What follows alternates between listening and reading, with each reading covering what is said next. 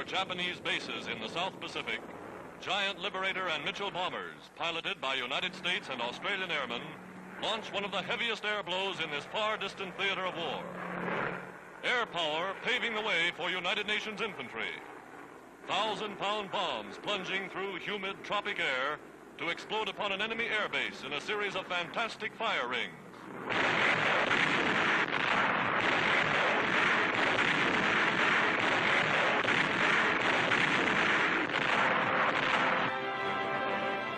Transports and landing boats loaded with troops make for shore. Typical of the warfare being waged in the South Pacific is this amphibious assault by combined United States and Australian forces.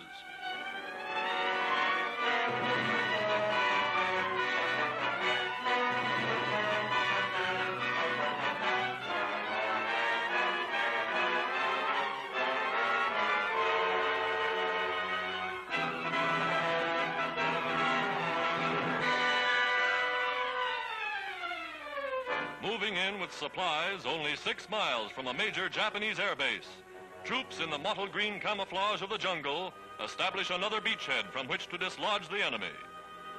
Tons of heavy equipment landed at this one point testifies to the magnitude and thoroughness of General MacArthur's newest offensive.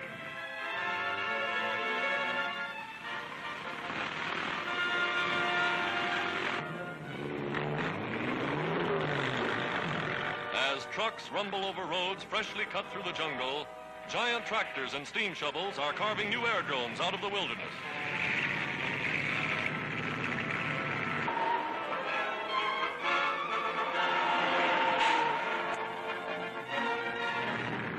Big 155mm guns are hauled into position until they're well within range of the Japanese. Camouflage scouts push ahead to pick off Japanese snipers.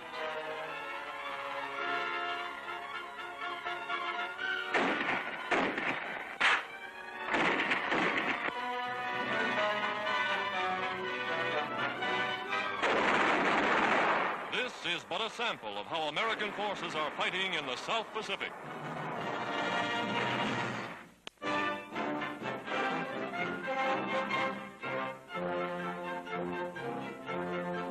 From San Francisco's huge Chinatown comes a steady flow of patriotic Americans of Chinese descent, eager to register for work in vital wartime industries.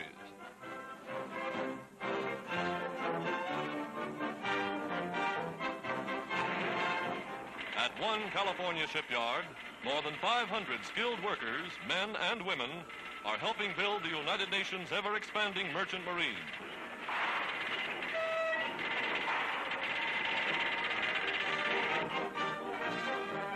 Their own chefs prepare native dishes for those who prefer Chinese food. A taste of the old China while working to help free the land of their fathers.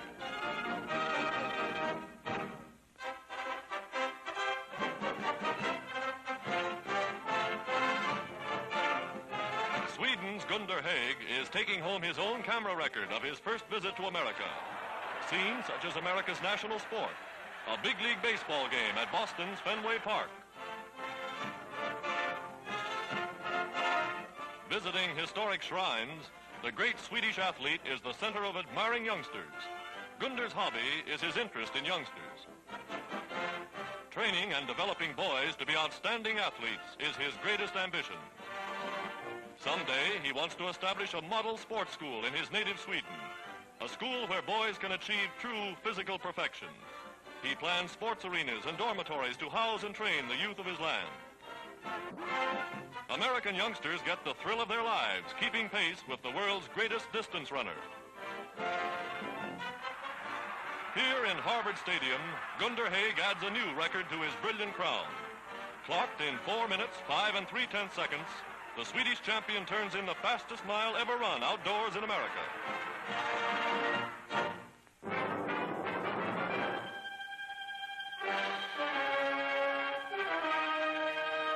American troops of General Patton's 7th Army move swiftly through western Sicily, taking town after town as they drive to join General Montgomery's British 8th Army. Through captured Tramini, Marsala, Trapani, Palermo, scenes are the same.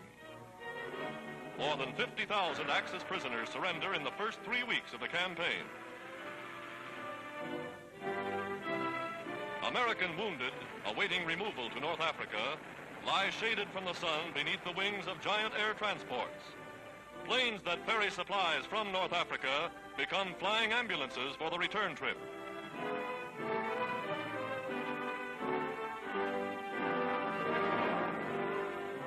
To date, United States war casualties, comparatively, are the lowest in history.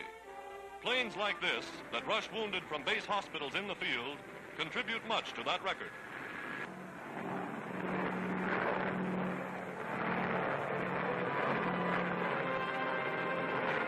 Although the skies are clear of enemy planes, the huge transports take no chances as they barely skim the waves to avoid possible attack. Warplanes on a mission of mercy, speeding southward over the Mediterranean.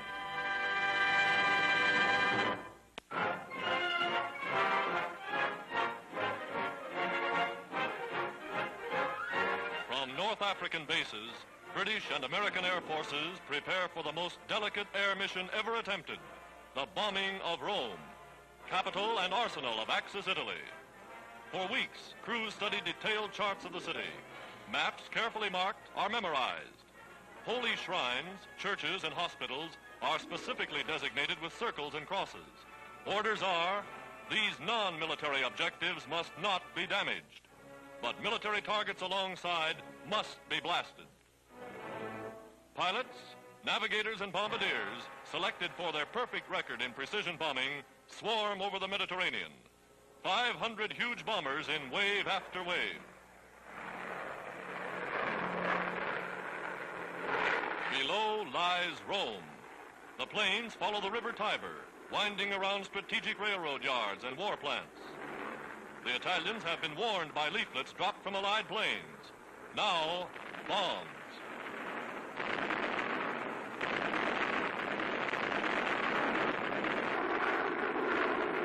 To ensure greater accuracy, the raid is made in broad daylight from only 10,000 feet.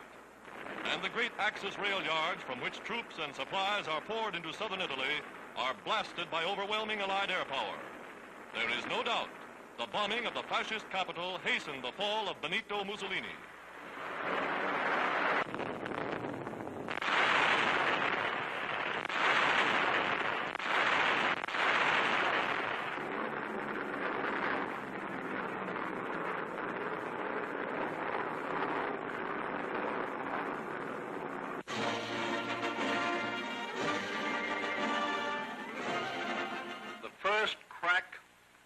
Axis has come.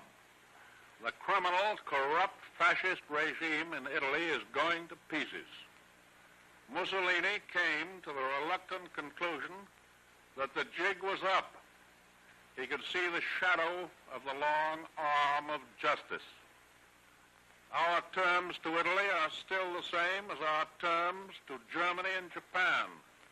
Unconditional surrender.